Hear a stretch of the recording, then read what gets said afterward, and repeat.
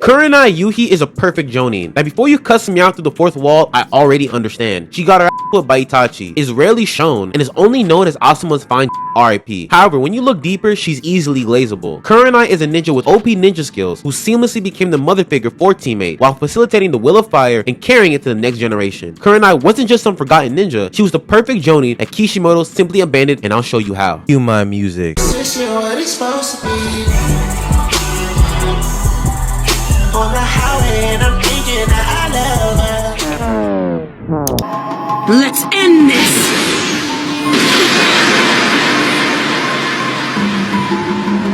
Despite the almost flawless win Itachi had over Kurenai during his invasion, Kurenai's jutsu kit and abilities are on an elite level, and by the end of this section you'll understand that the embarrassing fight she had against Itachi was more of a skill mismatch combined with Kishimoto's poor female writing skills than an innate deficiency in Kurenai as a ninja. First off, Kurenai is hands down the Hidden Leaf's greatest genjutsu user, which completely differs from the other fighting styles. Take Might God and Rock Lee for instance, who specialize in taijutsu. With their physical dominance through the 8 gate, they can increase their speed and power to extraordinary levels. On the ninjutsu dominant side, you've got someone like Kakashi, who can create a multitude of destructive genjutsu techniques to ensnare his opponent like the Chidori. But something like genjutsu relies completely on deception and mind technique. Through illusion, this jutsu style psychologically destroys opponents. To put it simply, for taijutsu and ninjutsu dominant ninja, they attack the outside. Genjutsu breaks an opponent from within, which means for Kurenai as a shinobi on the battlefield, her innate style won't allow her to go mano a mano. Her techniques work best when her opponent is caught off guard, like a landmine rather than a machine gun, and her individual jutsu kit, both in canon and expanded in the anime, reflects this. The most notable jutsu, and the only one Kurenai uses in the manga canon, is Demonic Illusion Tree Binding Death. The genjutsu she uses against Itachi during the Akatsuki invasion arc in part 1, it creates an illusion where a massive tree rapidly grows around the target and binds their opponent, leaving them unable to move. The target is rendered unconscious, allowing the user to strike a finishing blow. Now Kurenai did flop hard with this one, and from here it might seem like the whole elite specialist thing is bullshit.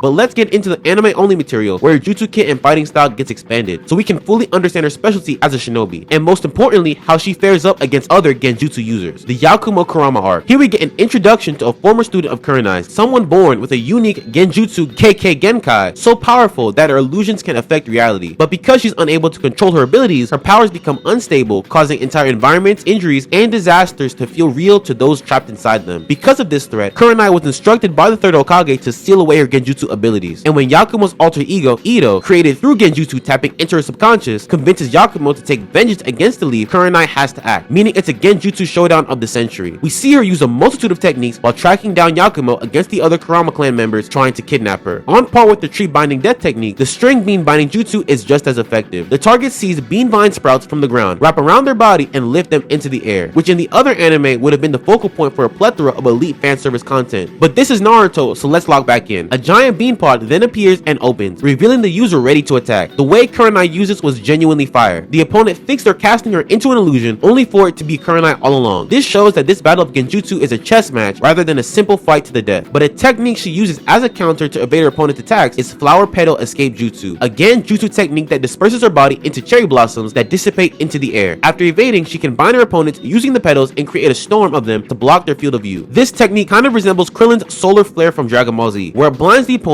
and creates an opening for the user to escape. She's also solidified as a tracking and reconnaissance type ninja through her other minor jutsu that aren't built for battle or evasion, but work amazing for spy work and covert infiltration. She has hiding and surface technique, which lets her morph through walls discreetly, and hair camouflage jutsu, which extends her hair to let her blend into the environment. Not battle dominant like I said, but it works amazingly for tracking hostages or gathering information. And to theorize, with her plant-themed genjutsu, this could be indicative of an off-branch variation of a jutsu style from the Senju clan, who dominate in similar nature-based techniques like the wood style. But aside from jutsu abilities, Kurenai's official rank as a ninja is Jonin, which gets watered down because of all the high-scale ninja like Naruto and Sasuke. But to put it in perspective, about 5% of all ninja in the allied shinobi forces were Jonin rank. That's across all 5 ninja villages, much less within Konoha alone. So by rank alone, Kurenai shows she's simply the best of the best. In the data books, her ninjutsu, taijutsu, and intelligence are all 4 out of 5, with genjutsu being a perfect 5 out of 5, showing just how well-rounded she is as a ninja. So all this to say, in the fight between Kurenai and Itachi, where she uses her jutsu only for Itachi to reverse it, it comes down to one factor. Itachi is just overpowered as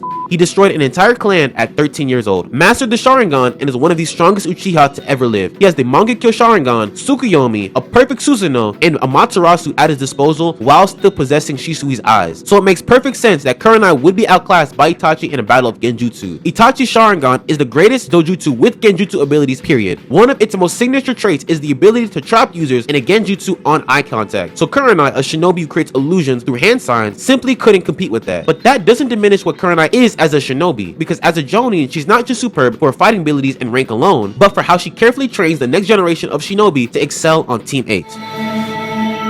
なんだこれ塗り薬やなんで俺にもらってやりなナルト Looking at Kurenai's mentorship style as the head Jonin over Team 8, she embodies a mother figure rather than just a standard superior, and when you pay closer attention to detail, it all makes sense. During the Chunin exams, we see Kurenai's inexperience as a Jonin sensei compared to the other senseis, that being Kakashi, Asuma, and Might Guy. Kurenai became a Jonin later than these three, which naturally puts her in the novice seat when it comes to the logistics of the Chunin exams, and it's fair to infer that this inexperience shows in her leadership style compared to the others. Kakashi is a prodigy who's been an Anbu Black Op and a sensei Jonin for some time, and his reputation for sending back Genin to the academy, he's got a bit of a detached teaching style. Might Guy clearly had experience training Team Guy since they weren't fresh Genin, and Asuma was more of a big brother to the Inoshika Cho formation. But Kurenai is different from all of these three types. Since she's experienced as a sensei, she lacks the detachment a sensei would naturally develop handling different Genin. Kakashi, for instance, is perfectly okay making the hard call regardless of a Genin's feelings or their history together. But Kurenai can't help but look at Team 8, Hinata, Shino, and Kiba as their children. Kiba Inuzuka, the loudest and rowdiest of the group. His confidence on screen can make him stand out, but it always backfires on him. Shino Aburame, the quiet reserve type. His obsessive, nonchalant presence and strength arguably makes him the most powerful of the trio, but also socially secluded, leaving him clueless in social dynamics. And Hinata, the Naruto glazer. Then there's Kurenai, above all three in rank, watching over them silently as they grow as people. We saw this a lot during the third phase of the Chunin exams, where each applicant was tasked with fighting one-on-one to advance. Here we see Kurenai's reaction to her students in battle, very reserved and quiet in the background, but her facial expressions tell you she's watching like a mother observing her kid in a sporting match. When Shino fought the Sound Ninja who'd gone up against Sasuke in phase 2, Kurenai was impressed by his strength and his ability to tactically take down his opponent. With Kiba against Naruto, she genuinely believed in Kiba's growth and was confident he'd take Naruto down even though he lost. You can tell from Kurenai's demeanor she viewed it as a learning lesson for Kiba to never take any opponent lightly no matter how easy they look. But where her mother figure energy shows the most is in her relationship with Hinata, highlighted during Hinata's fight with Neji. Here we get a flashback of Kurenai at the main Hyuga branch residence, asking Hiyashi Hyuga, Hinata's father, for his blessing to take Hinata onto Team 8. Hiyashi responds by explaining that Hinata is simply unfit to be a Hyuga clan leader, so it doesn't matter to him either way. Now this flashback mainly exists to highlight the origin of Hinata's inferiority complex and fragility, but from Kurenai's point of view, she sees Hinata's timidness and lack of confidence as a psychological issue, not just a get stronger issue, which is why for the other teams, progress typically looks like learning a new jutsu, perfecting a formation, or rising in rank. For Kurenai, she cares far more about her students and personal development than the jutsu they possess, which is why even though Hinata lost against her cousin, through Kurenai's eyes, Hinata won as a person, because in a moment where she would have typically been timid and coward, she chose to stand up for herself and fight to the end. Expanding a bit further on her relationship with Hinata, Kurenai has been a great wing woman for Hinata in getting with Naruto. She's actually the first one to help Hinata show her affection toward him, and throughout the series, she's the recurring character in the know about Hinata's feelings for Naruto. The fact that Hinata does end up with him ultimately shows Kurenai succeeded in her efforts. But going back to the squad selections before the Chunin exams, where each Jonin recommended their team, it gives Kurenai's recommendation on Team 8 a different color. Kakashi, after seeing Team 7 handle a near A-rank mission during the Zabuza arc, it makes sense that Naruto, Sasuke, and Sakura can be considered ready. Might Guy, his recommendation makes sense too, since Team Guy took their time before entering. But for Kurenai, she selected her team not just for their ninjutsu feats, but for their personal development as people. They are ninja who can think on their feet and believe in themselves. That was her reasoning. And looking at Kurenai as a teacher in the anime-only Yakumo Kurama arc, her mother figure nature shows up once again. She intentionally sealed away her own jutsu to protect the village, but most importantly, to protect Yakumo, since Yakumo's Kekkei Genkai takes a heavy toll on her body. When the powers remanifest as the alter ego Ito, Kurenai suddenly resigns from Team 8 to protect Yakumo and keep her current team out of unnecessary danger. In this moment, Kurenai could have just handled it as a regular mission, but because she holds every student close to her heart, she applies special care to each and every one of them, and this trait carries through her entire tenure as a ninja. We see the effects of it after she retires. During the 4th grade Shinobi War, Kiba and Shino were given very minor roles while fighting the White Zetsu army, but Hinata had her moment, assisting her father and late cousin Neji in protecting Naruto during the war. And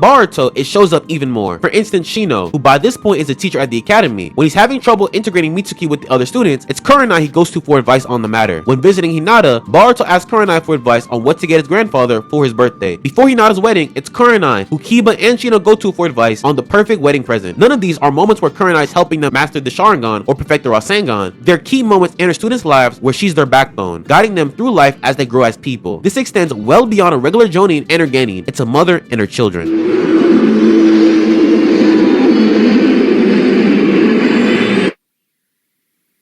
During arguably the most emotionally dense arc in the series, the Hidan arc, what most would assume is that Kurenai got sidelined as Asuma's lover, whose only purpose is to carry his child, but she's actually the living metaphor for the Will of Fire. The Will of Fire being a vague philosophy central to Konohagakure's ideology, but in this instance it can be summed up as the duty of the previous generation to cultivate and protect the next. And through this paradigm, countless sacrifices have been justified by the Will of Fire, like Itachi destroying the Uchiha clan to prevent a war and protect Sasuke, for example. But going back to the start of this arc, we see Asuma at the gravesite of his late father, the third Hokage, reminiscing on the times he was alive, but ultimately thanking him for his service to the Leaf. On his mission to stop Hidan and Kakuzu, he tells Team 10 he's given up on smoking, as we later learn because he's expecting a child, which instantly sets a sentimental tone over everything that follows. So when he died, it wasn't just devastating, it created a sense of futility and a reminder of how brutal the ninja world really is, where anyone who plans to be a father and have a family can be cut short at any time. But through Shikamaru, Team 10 steps up and takes on Hidan, delivering the payback of the century, which makes this arc one of the best in Naruto that isn't your typical revenge arc. It's told primarily through Shikamaru's perspective as we watch him battle the guilt of not being good enough, the burden of moving forward, and the weight of embodying the Will of Fire, using everything Asuma taught him to get the win. This arc stresses the concept of succession and asks what role does the previous generation play in shaping the next one, but most importantly, what does the torch being passed from one generation to the next actually looks like. This is where Kurenai becomes the motif for the entire concept. She has a small role in this arc since it focuses more on Shikamaru's development, but her having a child is the guiding piece of all of it, because her pregnancy is the next generation. Shikamaru vowing to always look out for Kurenai isn't just him fulfilling Asuma's wishes. The burden was originally Asuma's, but now it's Shikamaru's. The torch has been passed on. When you look at Kurenai through the lens of the Will of Fire, everything else that follows it makes perfect thematic sense. She retires from shinobi work entirely to focus on raising Mirai Sarutobi, her daughter, making sure Mirai knows what kind of man her father was and helping guide her into the successful shinobi she becomes in Boruto. In the post-war events, the Shikamaru Hiden arc, Hinata's wedding, the last, or various moments in Boruto, Kurenai is right there alongside Mirai. And even though Kurenai lectures her at times, this shows she isn't just some standard tradwife stereotype, but someone with a duty to help the next generation. Mirai's name literally translates to the time that has not come yet or future in Japanese, with Mirai Sarutobi representing the future that Asuma, Shikamaru, and Kurenai are all fighting for. And an interesting play on words by Kishimoto that further validates the concept of the Will of Fire. And to reiterate, all of Kurenai's students embody this concept too. Hinata focusing on raising Boruto and Himawari, Shino becoming an academy leader, Kiba becoming the village's primary dog keeper. Even though Team 8 has the least explored storyline of the Konoha squads, they quietly fulfill the philosophy the entire village was built on, making Kurenai not just Asuma baby mama, but a Jonin whose role embodies one of the biggest concepts in all of Naruto. At the end of the day, Kurenai Yuhi is a shinobi whose tenure doesn't get much screen time, but that doesn't take away from the fact she's a genjutsu genius, able to counter other genjutsu users successfully while not hesitating against elite level dojutsu users like Itachi. As the leader of Team 8, her motherly leadership style emphasizes growing as people, not just as shinobi. The holistic style of teaching made Hinata, Shino, and Kiba better shinobi, but more importantly, better people. Through the tragedy of Asuma's death and her pregnancy with Mirai, her devotion as a mother is the model representation of the Will of Fire philosophy in Konohagakure. What makes her a perfect Jonin isn't her title, it's that she's a compelling character Kishimoto simply abandoned. Not for fulfilling her role as a ninja, but for embodying it to the fullest and becoming a walking representation of the standard ninja who doesn't get enough shine. But that's what I think. If you think differently, the same, or want to add more, comment down below. Right after, leave a like and subscribe. Once again, my name is AOI-KUN, and this was my synopsis.